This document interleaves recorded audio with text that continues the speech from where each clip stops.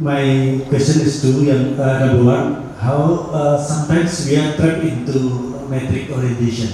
When we are using the OKRs and too many KPI. How do we deal with this situation? It is absolutely a challenge in every organization because if you're not careful, you have basically a laundry list of KPIs.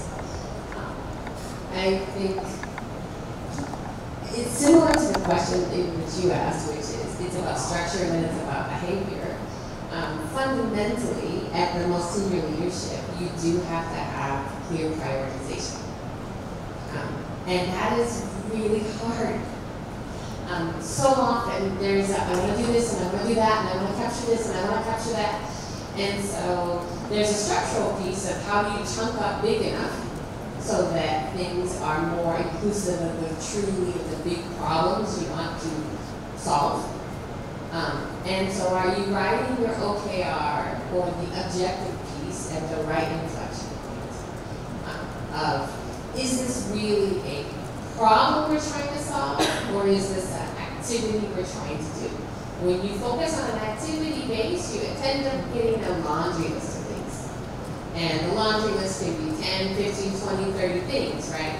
But the reality is if you're looking at an objective that's really trying to solve a problem, people can probably, in fact an organization can probably only really solve a few things, or at least solve a few things well.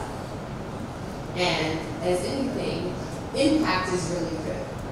And so having the leaders, if you catch yourself falling down the rabbit hole too late, is to go back to the objective and say, are we trying to solve the right problem? And what can we reasonably achieve by doing it very well? As an HR leader, I would always counsel any team member, any leader, myself as well, is to say it's much better to do 3 or 4 things 110% than to do 17 things at 60%.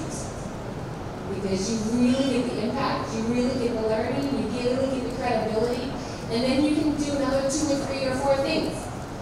So that is in time to prioritization, and also, to be honest, organizational modulation, self-modulation as leadership. The behavior piece is really being true to how you're doing and being able to go back to those KRs to see how you're tracking and making decisions around what is working and what is not. So I'd say it's that rigor that is very critical. In go-to, things are changing fast all the time. It's a late stage startup, right? You just went IPO, the markets are always fluctuating, our products and such, we're getting constant feedback to see how they're doing and where the business is going. And so there is very much internally a review process to see are we doing the right things? Are we really trying to solve for our key problems? The objectives should overall not massively change, but the KRs might if things are changing fast enough. So allowing for some of that flexibility within the how pieces so that you really do go for the what.